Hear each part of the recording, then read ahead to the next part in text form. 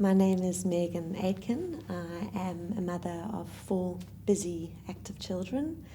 I work part-time in an office job, which involves a lot of sitting and computer work.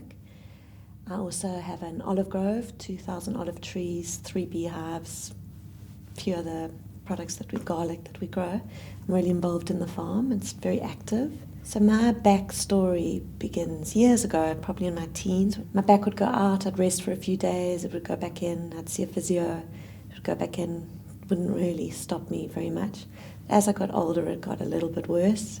And then out of the blue in 2012, I'd been doing some heavy lifting and had been sitting for long hours at my computer. Before I knew it, my disc had slipped and come loose, so they had to operate.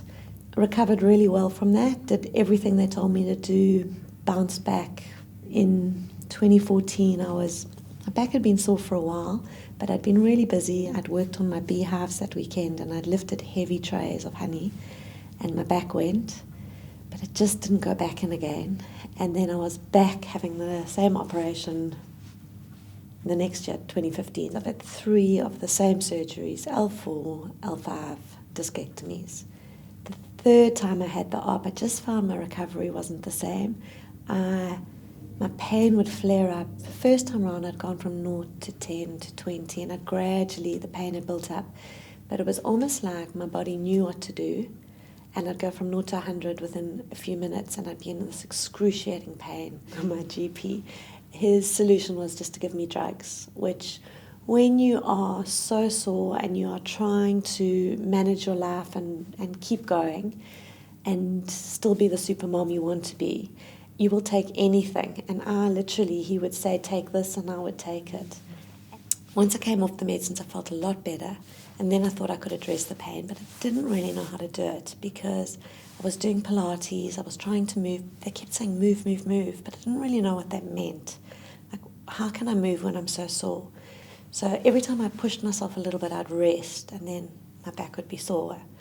So then I'd rest again, and then it would be sore. So at first, it was really hard to accept that with movement I'd have pain, but without movement I'd have even more pain. It's very hard to make that mental leap because you've got all these inbuilt protections. I was protecting myself more, moving less, pain was going up. And I realized after about 6 months that I was no better by resting and by bracing and protecting, and I just didn't know what to do, and I started Googling people. Pain 8 months post-op, how do people cope with pain, how do you live with pain? And initially I got more and more depressed because when you're in that dark place, you think that this is the rest of your life. You think you are always going to be sore and you're always going to have this constant companion. In February 2016, and the first thing he did when I walked into the room is he threw a pen on the floor and asked me to pick it up.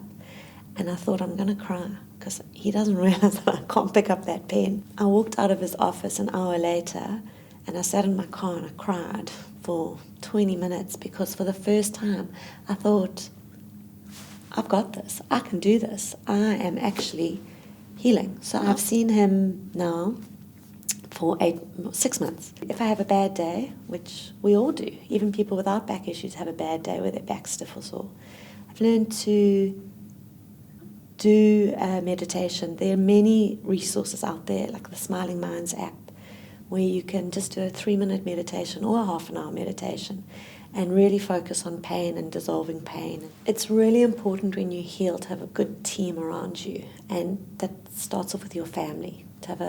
I'm lucky I've got a really beautiful husband and my children who are able to discuss it with me and work out what I'm trying to tell them. When you are in your own story, it consumes you. When it's pain, it consumes you, and it's very hard to see your way out of it.